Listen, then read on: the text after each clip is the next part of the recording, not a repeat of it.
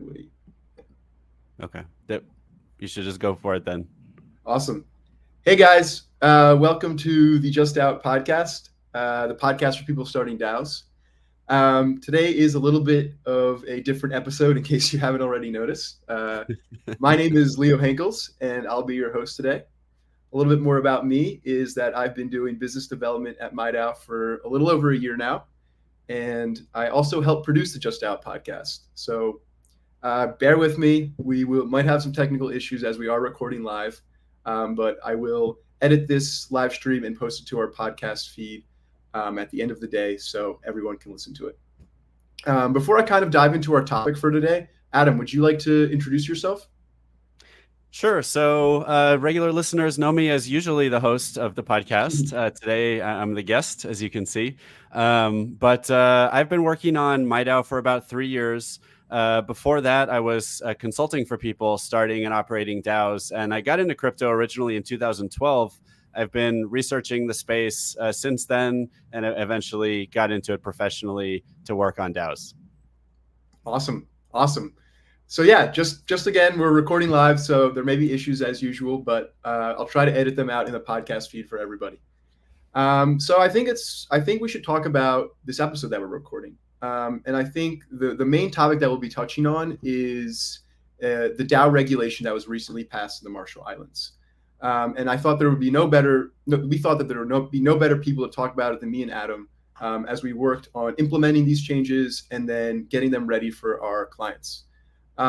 So before we kind of dive into the specifics of the DAO regulation and talk about what it means for current and future clients, Adam, do you want to provide a little bit of history about MIDAO, about the Marshall Islands and its relationship with DAOs, so that everyone has the appropriate context before we kind of dive into the regulation? Yeah, sounds good. So first of all, a little history of the Marshall Islands. So the Marshall Islands became an independent nation around the end of the 1970s after being a German colony, a Japanese colony, and a U.S. colony or territory during World War II. And shortly after gaining its independence, started a shipping registry. And the shipping registry has led the Marshall Islands to become one of the top 3 destinations or jurisdictions for shipping related companies to domicile.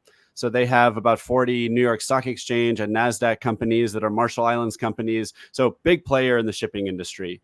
Fast forwarding to about 3 years ago, I was working on building technology for some DAOs when I realized that a lot of DAOs had a similar problem.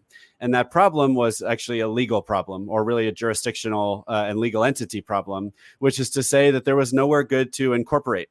Now, this came up because we were offered, one DAO I was working on was offered $1 million grant from the Moonbeam Ecosystem Fund.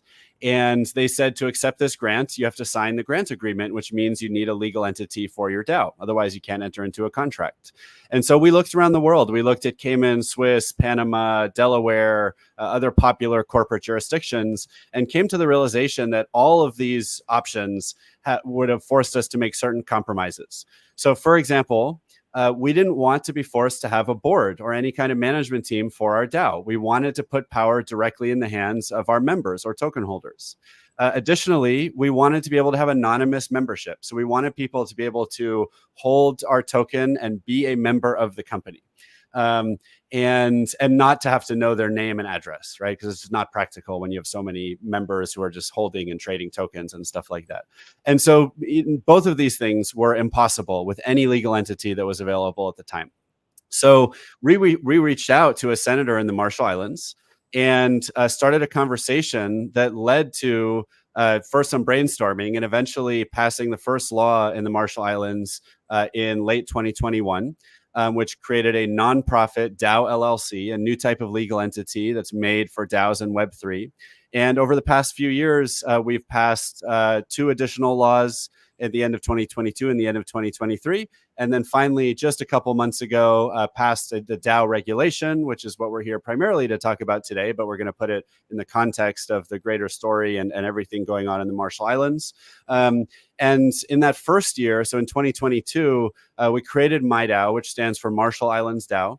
MIDAO is a public-private partnership with the government of the Marshall Islands, and it follows the same model that the Marshall Islands has used in the shipping industry very successfully, which is that there's one private company that acts as the sole registered agent of record for all, in the case of the shipping industry, for all the shipping-related companies. Really, all offshore companies other than DAOs are registered through this one registered agent that's in a partnership with the government. And so MIDAO follows the same model. We are the registered agent for DAO LLCs that want to register in the Marshall Islands. So I think we'll get into a little bit more about our legal entity itself, the DAO LLC, and how it works and its benefits. But that's a little bit of history as far as how we got here. And maybe I'll just add one more thing, which is we're now approaching about 200 DAOs that are registering in the Marshall Islands after just about 2.5 years of this project. So we're seeing some really good growth of DAOs in the Marshall Islands. Yeah, and I'd also highlight that we have at least 50 clients that are currently interested and have signed on with us. So over 250 clients that we are in talks with total for getting a DAO LLC, which is really exciting. And just one other thing I'd highlight is that if you guys want to dig deeper into the Marshall Islands, or if you want to hear from some of the people in the Marshall Islands government and hear them talk about their thoughts on crypto, there's a great podcast on Balaji Srinivasan's feed, kind of talking about the Marshall Islands and its relationship with crypto. So if you're interested in learning more about that and some of the background there, I'd recommend checking that out. And I'll make sure to link that in the show notes after the live stream. So Adam, I think one thing that I know I always have questions about, and I think other people might, is what is regulation, right? And how is that potentially different than legislation? We touched on the legislation, but why? What is regulation? How is it different from legislation? And then in a Marshall Islands context, how is it different from what we've already, or from what the Marshall Islands has already passed in the legislation? It's a good question. I would say the simplest answer is just to say that there are kind of a couple layers of rules or policies that guide how a system works in a nation or a state. Laws are probably the base level. You could say the base level is the constitution of the country or the state. The level above that is legislation. Usually legislation has to be passed by the democratically elected governing body of that state, and maybe approved by a president or a governor. And so then that legislation becomes the another base layer. And then regulations are usually passed in a sense on top of the laws, on top of the legislation. And it becomes another set of rules that you have to follow. Usually it goes into a lot more detail. So if a law maybe, goes over the basic core concepts, it's like in the case of a DAO LLC, brings it into existence and defines what it is, right? Mm-hmm. And it does there's a more nuance in that, but then a regulation instead says, okay, well, here's the forms you have to fill out to create one of these DAO LLCs, and here's the process you have to follow. And the regulation even goes into, what the government has to do and how the government is supposed to operate to facilitate the DAO LLCs in the Marshall Islands. So it's a little bit different probably wherever you look. And Leo, you brought this point up with me earlier too, which is you could also even look at like case law. And, once there's conflict in the courts, then those decisions that are made by judges, and by the way, this was different in different places, right? We have people could look into the difference between like common law versus non-common law societies. The Marshall Islands follows the same pattern as the United States in terms of how its legal system is structured, except that it's just one country. It's not a country with a bunch of different states that have their own rules, which can really simplify things. But you could look at court cases too, and you could argue that that's kind of another layer even on top of the regulations. So you have these different layers, and you could kind of refer to all of it as policy in a sense, or you could refer to it as a legal framework or a regulatory environment, right? That regulatory environment for DAOs in the Marshall Islands, if I say that, I'm referring to all of it, right? It's everything from the core laws of the Marshall Islands to the DAO law, to the DAO regulation, to eventually there will be court cases too. And people will have to look and see, well, how are the courts acting? And let me consider how that affects, my perception of the policy environment, the legal environment, the regulatory environment. Yeah, I think that's a good point. Hopefully it helps clear things up for other people besides me, because when I'm talking to DAOs every day as part of my job here at MIDAO, they're always telling me about how there's regulation in the US, and then there's legislation based in other jurisdictions, and then there's all different types of crypto things being passed, and they're not sure what to follow. And I think that's the reality, is that crypto regulation legislation is pretty ambiguous and pretty confusing worldwide. And something that we're trying to do at the Marshall Islands is simplify it and give DAOs really just one way to follow, so they don't have to pull in from different jurisdictions to try to figure out what to do as a global organization. And I think we talked about. Yeah, go ahead. I think it's worth mentioning that, the reality is that unfortunately, if you're a global project, a global organization, you do have to take into account laws all over the world. Right. For example, wherever you hire someone, usually it doesn't matter what your home jurisdiction is. They may have rules you have to follow, but you have to follow the rules, the policies where you're hiring the person. Let's say you're raising money from an investor. You have to follow the rules where that person is located and where their transaction takes place, not just where your home jurisdiction is. So there are certain core things that depend primarily on your chosen jurisdiction, especially the structure of your legal entity. So like, how do you track your members? How do you make decisions? Are you required to have a board or officers or other things? And we'll get into some of the unique elements of the Marshall Islands DAO LLC legal entity. But there are all kinds of rules that you do have to follow. Let's say you're holding an event in Switzerland. There might be Swiss laws that apply to holding events there. It doesn't matter if you're a Marshall Islands company or a Delaware company in that regard. So you do, I'd say, I don't know if it's fair to say unfortunately, I guess just because it can be challenging and costly, we say unfortunately, but that's the nature of the world that we live in, is that if you're operating globally, you do have to take global rules into account, but it's also important to pick the right home jurisdiction to domicile your company. Gotcha. That makes sense. Yeah, I think that clears things up. Awesome. So you want to kind of zoom in into like the regulation itself and how that might change some of our current processes. I think probably the most applicable way is, how is it changing our processes for future customers? And I think the most common question that we get are questions around the registration process. So you kind of want to dive in how the regulation is changing things there? I mean, yeah, first of all, one of the goals for the regulation is to be a plain English document that anyone can read. Now, admittedly, as I page through it, it is 19 pages long. Now, several of those pages are forms. And that's one of the nice things about the regulation, is that you can go and see what are the forms you're going to have to fill out when you're applying for a DAO LLC in the Marshall Islands. It does look a lot like a law, there's a lot in there, but it's generally speaking meant to be the document that tells you, as someone thinking about setting up a DAO LLC in the Marshall Islands, what you have to do, what the requirements are. So you're going to find in there very clear-cut definitions of things like, what is a beneficial owner, who has to do KYC. So, one of the benefits of DAO LLCs in the Marshall Islands is that you have relatively limited KYC requirements. The nice thing about doing everything on chain, if you are a DAO that does everything on chain, is that all that information is publicly available. So MIDAO and the government and law enforcement can verify that you're not doing anything untoward. So they don't necessarily need to know who all of your members are. They can look on chain and make sure that you're not, engaging in any criminal activity.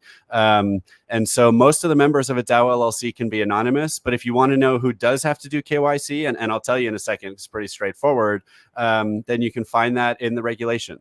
And basically what we're talking about is, first of all, any beneficial owners, which is defined as anyone with 25% or more governance rights, of voting rights in the company. By the way, I always say company because that's the legal term for what you're turning your DAO into, in a sense, right? Or leveraging as part of your DAO's ecosystem, is you're creating a company. And that's the term that applies to all different types of companies, whether it's corporations, whether it's foundations, whether it's LLCs and DAO LLCs. So I'll say company. I know a lot of DAOs think of themselves as something different, and that's fine, right? Just because you're a company doesn't mean you have to act like other companies do. But anyways, when you're forming the company, you need anyone who has 25% or more voting rights, which is frankly, often no one, right? If you're already a DAO at some scale, you may have no one who has 25% or more voting rights. If there's no beneficial owners in that regard, then all managing members have to do KYC. Now, you don't have to have managing members. So managing members are kind of the equivalent of a board or officers or directors, but for an LLC. And in the case of the DAO LLC in the Marshall Islands, you don't have to have managing members. But if you do, they're next in line to have to perform KYC as the people who generally have the most control over the organization. If there's no managing members either, then we default to one person from the DAO. Any one person has to do KYC.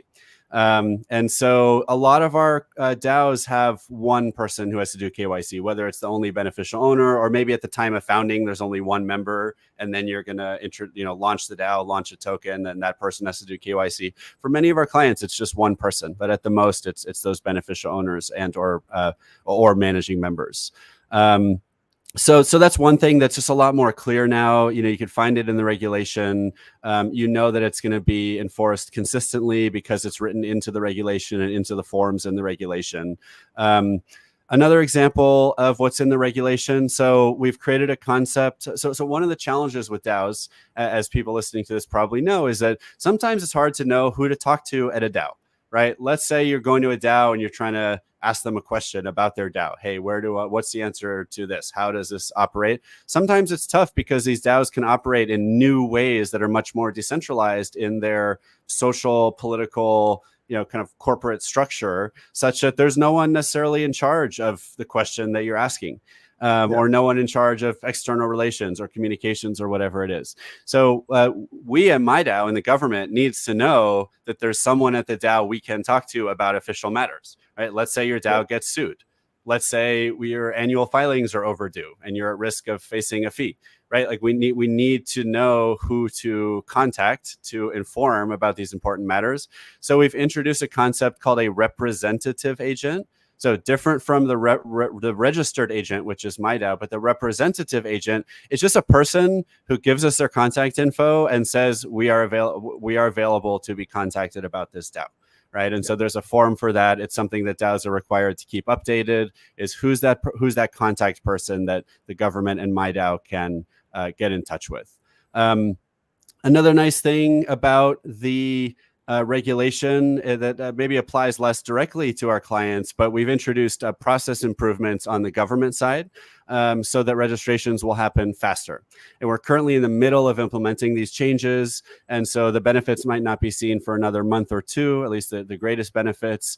But for example, the whole registration process on the government side used to be very manual. There was a lot of literally printed documents, right? Bring 3 copies of this document to this office, and this office brings one of them to this other office and one to this other office, right? And we were always, driving around and trying to make sure the documents were going to the right place. Well, now the whole process is taking place digitally. Same thing for payments, right? We on behalf of the DAO, we would go to collect a payslip, bring the payslip to another office, pay the payslip, get a receipt, bring the receipt back in triplicate to the other office. And now we're going to have all digital payments, just, normal credit cards and stuff and checks or, the e-checks within the next couple of months.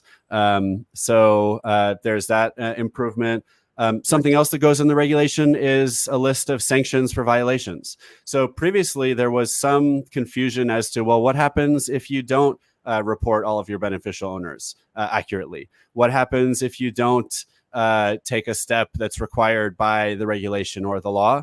Well, now it's very clear in the regulation. The fines are reasonable compared to fines that are levied on other companies in other places, and they're specific, and you know what to expect. So those are some examples, and maybe Leo, if there's anything top of mind for you or anything else you want me to dig into, you can let me know. Yeah, I think that's a great overview, and I think it was cool how you touched on some of the behind the scenes that goes on in the Marshall Islands, and how much time we spend working on these applications for each of our DAO LLCs. I think oftentimes I talk to customers who think everything's digitized, but we are working to get there, and we are working to make the process faster. And I'm excited to see how fast we can start pushing through these DAO LLCs in conjunction with the government. But one thing I really did want to zoom in on, Adam, is the registration process. So specifically, if I'm a new DAO LLC, what has changed now? What do I need to be aware of when I'm signing up and want to begin the registration process with MIDAO? And I think you touched a little bit on it with the KYC and the representative agent form, but there are two new forms, the beneficial owner information report, and the certificate of formation has been updated. And I'd kind of like you to touch on that, and what it means for future clients, and how ultimately I think it will make the future onboarding process easier for some of these clients. Yeah, sounds good. And it probably sounds like a lot when I go over it live. We have luckily a portal that Leo has built where that walks people through the whole process step by step. So once someone does sign up, the whole thing I think can feel a little bit more straightforward. But just to go through that in a little bit of detail. So a couple things that are we don't give examples in the regulation, but MIDAO provides template documents for, is that every DAO needs a certificate of formation and an operating agreement. And the certificate of formation is just this one-page template document that states some basic information about the company, its registered agent, its principal, office address, which we provide in the Marshall Islands, although they can choose something else if they want.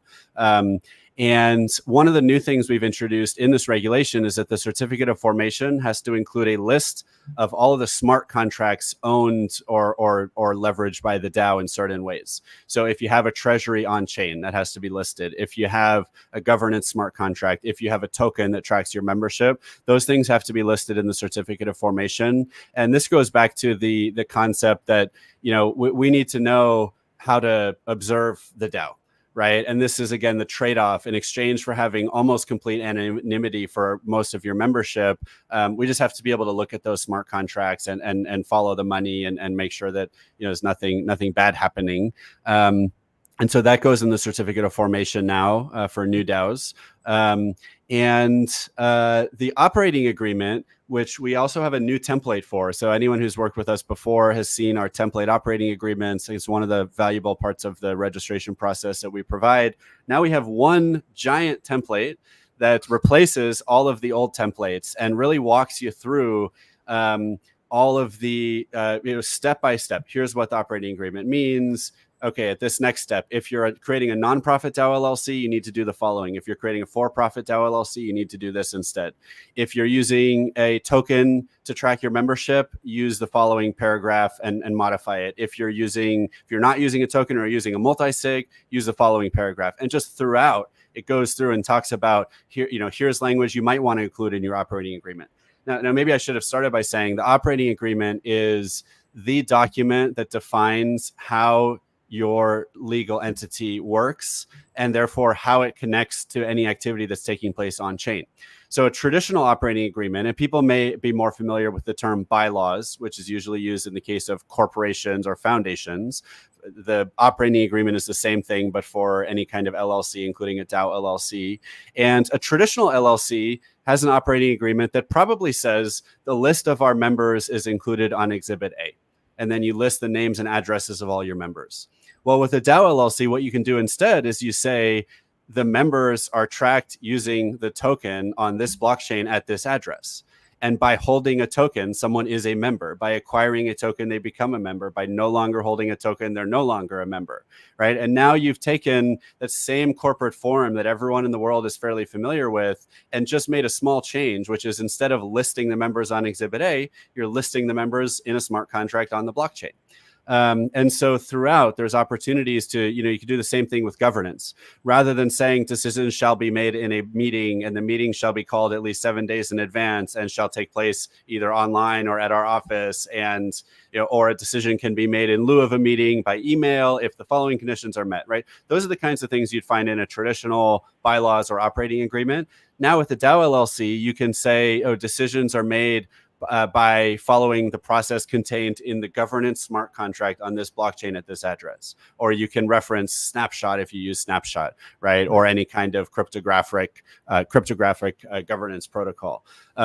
So that operating agreement is really important. The new template, I think, really helps people think through what they might want to put in there. I should remind people, MIDAO, we're not lawyers, and nothing that we provide is legal advice. Now, we've worked with leading lawyers from around the world, including someone many of you are probably familiar with, Tatiana Cerullo, who's a leading Marshall Islands DAO lawyer, has especially helped us with a lot of our work, including this template. But there's input from lawyers all over the world, but every case is different, right? And that's why it's important to hire a lawyer if you can't afford one, or if there's anything complicated about figuring out your operating agreement. So disclaimer aside, so you've got your certificate of formation and your operating agreement. Now, the next thing is these other forms. So there's something called the Foreign Investment Business License, which is required of all DAOs. It's a old-fashioned concept in Marshall Islands law that we've carried over to the world of DAOs. But now, for the first time, DAOs have their own form and their own set of requirements for the Foreign Investment Business License. We call it the FIBL for short. And so you can see that form in the new regulation. And part of that form says, also, please attach your beneficial owner information report, or BOIR. The BOIR form, which you can also find towards the end of the regulation, that's the form that captures the people who are effectively, quote unquote, doing KYC, right? That's the form where we put all that, the applicant puts information about those beneficial owners or other people that need to be listed.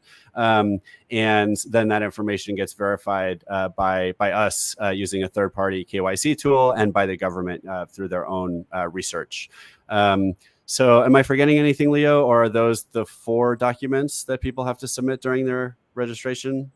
Yep. I think you touched on everything there. And I think also an important part is the reason that we're so excited about the operating agreement and certificate of formation, having those smart contracts listed, is it kind of goes back to the origin story that you talked about, right? Where you're trying to mirror what you're doing on chain with what you're doing off chain, right? And when you establish your legal entity. And so the ability to recognize something in your DAO, also in your legal entity, is really unique, and is kind of what gets me excited and us excited about our legal entity and the Marshall Islands DAO LLC.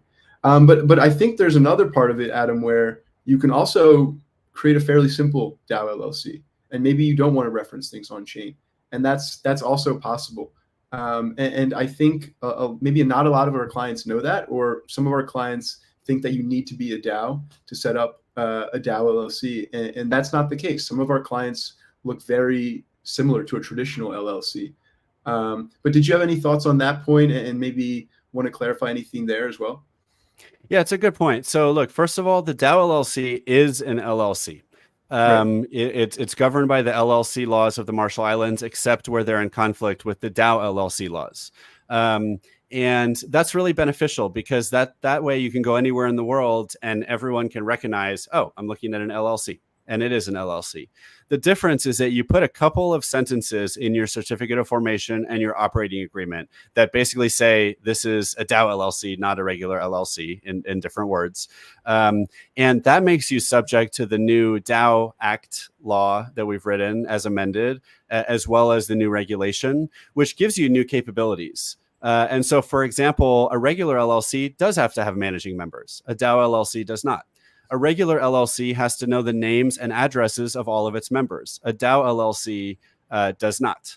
And so you're kind of getting the benefit of being an LLC, but also getting the benefit of all of the laws and regulations that we've written that allow you to truly wrap your DAO. So yeah, to your point, going back to the origin story of MIDAO, we want to allow a DAO or anyone, right, who can get the benefits from these, kind of unique treatment to, or even if you don't want to use the benefits today, but maybe you like the idea of potentially using them in the future, right? Or maybe there's a tax benefit to using this entity, right? Maybe you're just 5 people, right, making investments together, and you need a legal entity that's going to allow you to do some activity on chain rather than off chain.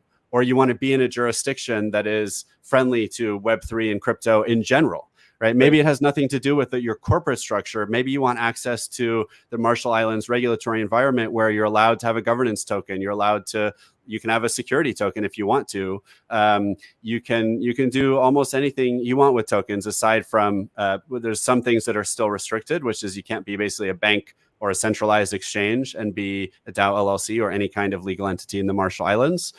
You can create a decentralized protocol of any kind that does DeFi and other types of finance, but you cannot be a centralized financial service provider. And so there could be a lot of situations where you want to get access to that environment, and maybe you want to structure like a regular LLC, but you want access to that environment. So I think we're still learning all the ways that people are going to want to use the DAO LLC. But to your point, you don't have to be a DAO in the traditional sense of the word. In fact, I think one of the interesting things about the term DAO is that people still disagree on what it means. And usually they're not using it as a legal term, right? They're referring to this new type of often community-oriented organization, often nonprofit, often governing a protocol, but not always doing any of those things. And so, for example, you could run your organization like a traditional corporation if you want to, have a CEO, have a management team, have all the policies, have HR, right? To just look totally like a normal company. Maybe you still want to create a DAO LLC, whether you think of yourself as a DAO or not. Right. So yeah, to your point, there's a lot of flexibility in terms of, how you want to use this entity. And I do think, look, if someone says, well, I don't like the term DAO, like, that's okay. I mean, it has to go in your legal documents only. If you want to form a DAO LLC, it's kind of like being like a corporation. You might not like the word corporation, but if that's the right legal form for you, that's the right legal form for you. And you don't have to use the word corporation, right? You could just call yourself Microsoft and not Microsoft Corporation. Yeah, the goal is one day that everyone will be using a DAO LLC, whether they're involved in crypto or not, and hopefully that happens sooner rather than later. But yeah, I wouldn't say that, Leo. I think there's a really good use case for lots of legal entities all over, and there's also reasons why you might pick one jurisdiction over another. So the Marshall Islands is going to be the right place for a lot of projects, but not all. DAO LLCs are going to be the right fit for some projects, but not all. So it's not the goal that everyone's going to use a DAO LLC. It's just a goal that it's made available to, the people that are in the circumstances where it's the right fit. Gotcha. Not the goal, but it wouldn't be bad for business, would it? That's true. Awesome. So yeah, I think we touched on, I mean, I can provide a quick summary, but I think we touched on the registration process, and we will link the regulation in the show notes so people can review it. And like Adam mentioned, we have the arrows, we have like an onboarding portal, right? And it's really simple once you start the registration process to see in what order do I need to complete these steps, what forms do I need to fill out. And so while it may be overwhelming when you're listening to us talk about it, once it's in front of you, it's pretty simple and fairly easy to operate. So I think we should also touch on current customers, right? Hopefully some current customers are listening to this podcast or live stream. What do they need to know about the regulation? How does that impact them, Adam? Yeah, so maybe a little bit less, because a lot of the regulation has to do with the application process. But the difference is there is an annual filing that DAOs need to complete. And this regulation includes that new annual filing form. And so if people want to know what you're going to have to fill out and submit in January, because we do all of our annual filings and annual fees in January in the Marshall Islands, you can go look at the regulation and look at that annual filing form. And one thing you'll see is that you have to attach the beneficial owner information report, or the BOIR, to your annual filing form. And so it's the same KYC requirements now that apply to new applicants, apply to existing DAO LLCs, even if it was different before. So by the way, generally, these requirements are a little bit less stringent than what existed before. So for example, for many of our DAO LLCs, and by the way, these requirements had changed over time because it wasn't clear from the law exactly who should have to do KYC. And so at certain points in time, and I'm not even just talking about the DAO Act, but it turned out when you combine the DAO Act, the LLC Act, the Business Corporations Act, the Banking Acts, other regulations that have been passed in the Marshall Islands, there was room for a lot of subjectivity around, well, who should have to do KYC? So at times, all 25% plus voting rights holders and all managers, if there were any managers, had to do KYC. Now it's just beneficial owners, 25% plus, or if there are none, then all managers have to do it. we always had the minimum of one person when no one fell into either of those two categories. But I think that's the key for existing DAO LLCs is to, now you can see what you're going to have to fill out in January. And it's not going to change until, the next law or regulation gets passed. So you can have some consistency and knowing what to expect. Yeah, so like at a high level, we're trying to simplify things for our current clients and our future clients. We're trying to create an objective standard for everyone to follow, which I think is now in place. So we're not having to reference different laws and we're unsure about things. And lastly, we're just expediting things. I mean, we talked about the technology improvements with the government earlier, but I think the three things that we're focusing on are simplification, objectivity, and then expediting the process in general. So I'm excited to see where this goes in the future. And yeah, I think we touched on everything with the process, Adam. Is there anything I might be missing? It's a good question. I mean, I would just say that, every situation is still different. What I'd recommend is folks review the regulation, read the regulation. If you have to, especially if you're a lawyer that deals with these DAO LLCs, read the regulation. Let us know if you have any questions, and just also remember that MIDAO is always here to help people through the process. So as you're going through your onboarding portal, you can always reach out and ask questions about how to fill out a certain form or whether something meets a certain requirement, and we can help people out with that. Awesome. So yeah, I think we covered the regulation pretty in depth, and I think I'd like to just talk a little bit about some use cases we published on our website on our blog section. You can find that at www.midao.org/blog. But the first one I'll talk about is Pith, and I think it's one of the most common use cases we see for our clients, and that is the protocol DAO. And Adam can help me out if he wants, but I often talk to a lot of DAOs, and we talked about this a little earlier in the live stream, where they have a decentralized protocol. In this case, Pith is an oracle, and basically they are trying to operate the protocol or govern the protocol with the DAO. And the reality is that a lot of these protocols, whether they be a DEX, an oracle, some sort of decentralized app on any blockchain, doesn't need to be incorporated because they really exist as a set of smart contracts. But what does need to be incorporated, and in this case, what Pith did, is they incorporated their DAO, which governed the protocol. And so I think with our new regulation and the precedent that Pith and other DAOs have set with us, I think the protocol DAO emerges as one of our best use cases.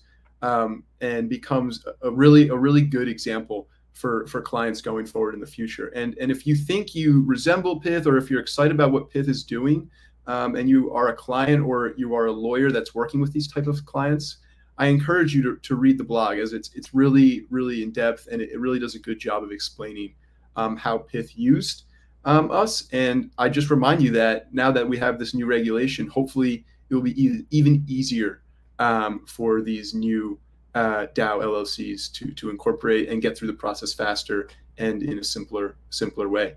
Adam, I think you wanted to talk about another one of our clients as well.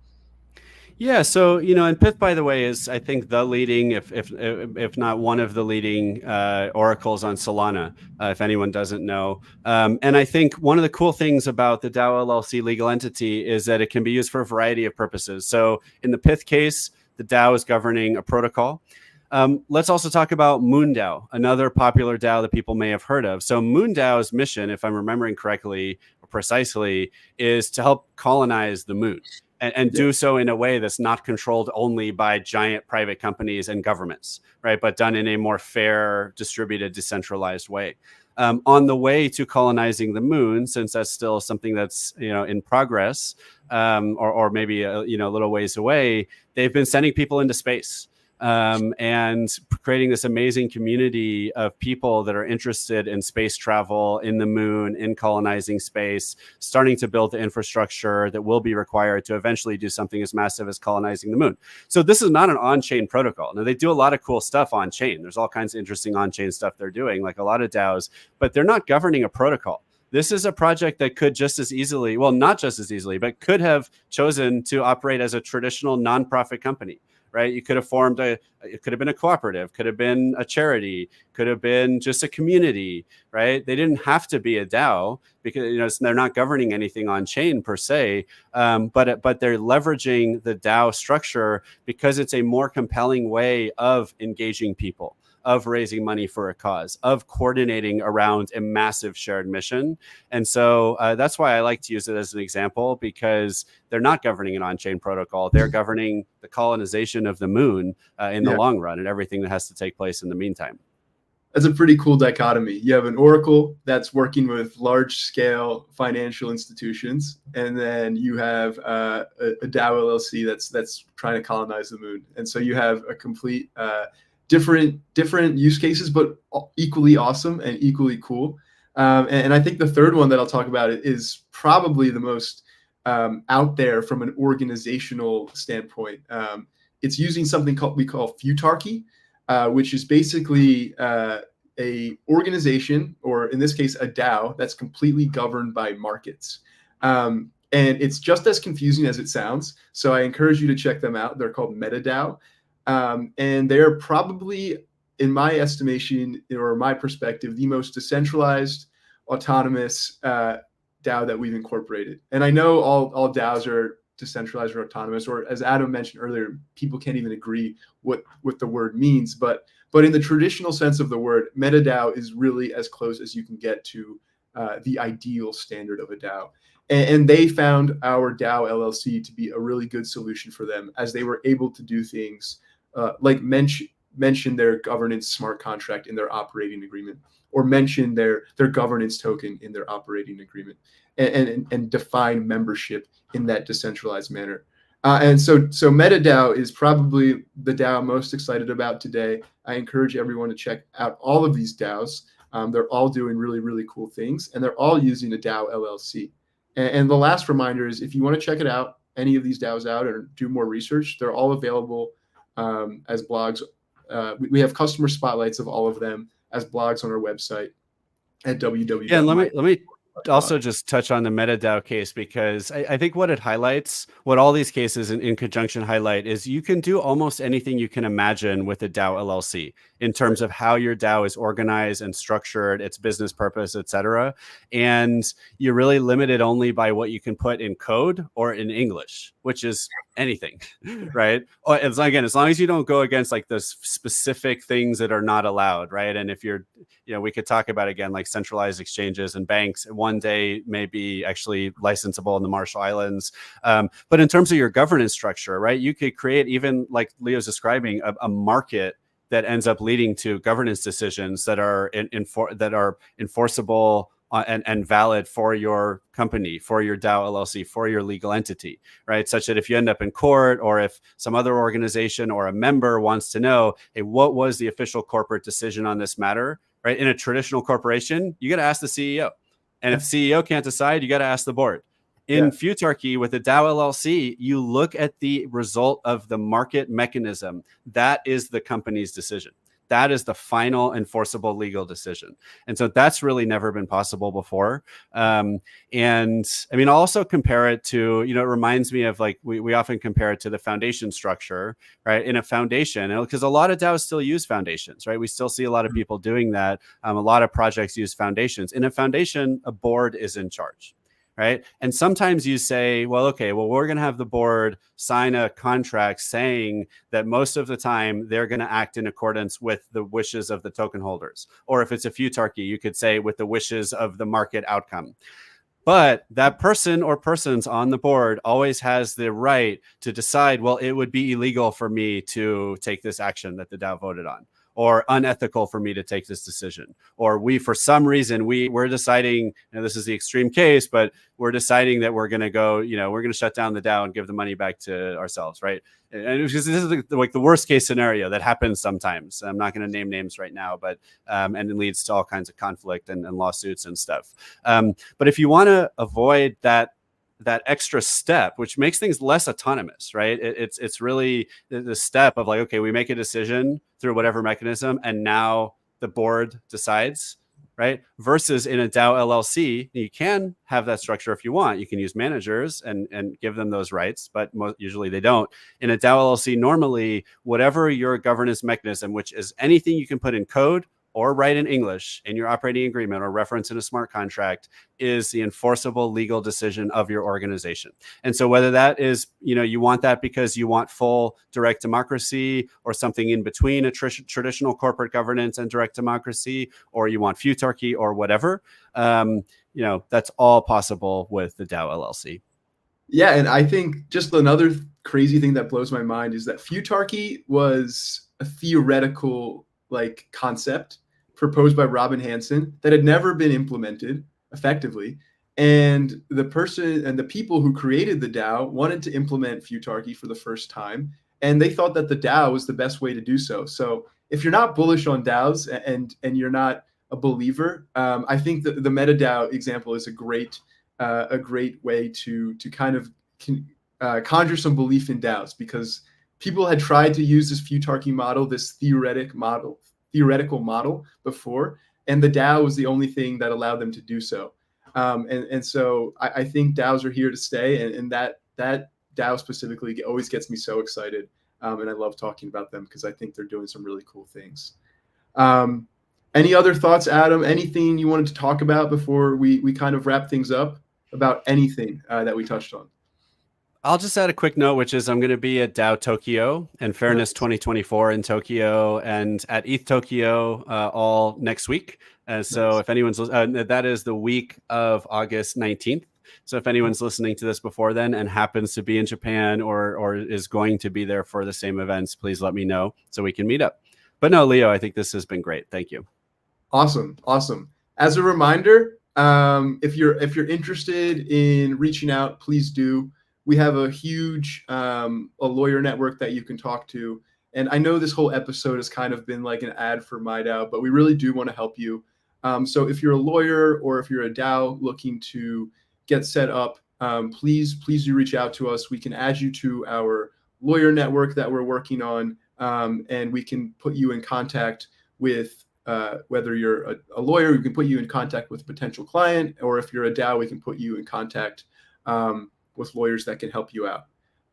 Lastly, you can find us on Farcaster at MIDAO.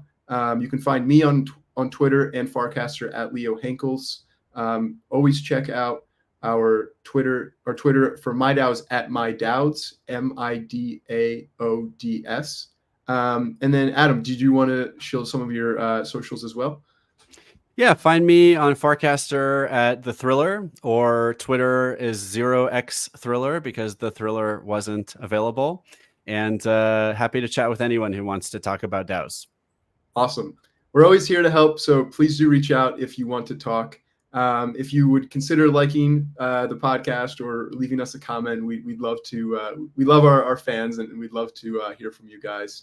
And as a disclaimer and a reminder, none of this was legal, financial, or tax advice. Please consult the respective professionals for that type of advice. We're not your lawyer, we're not your tax advisor, etc. So if you have any of those questions, we can point you to people who can answer them, but we can't answer them ourselves. Lastly, are you thinking about starting a DAO? Just DAO it.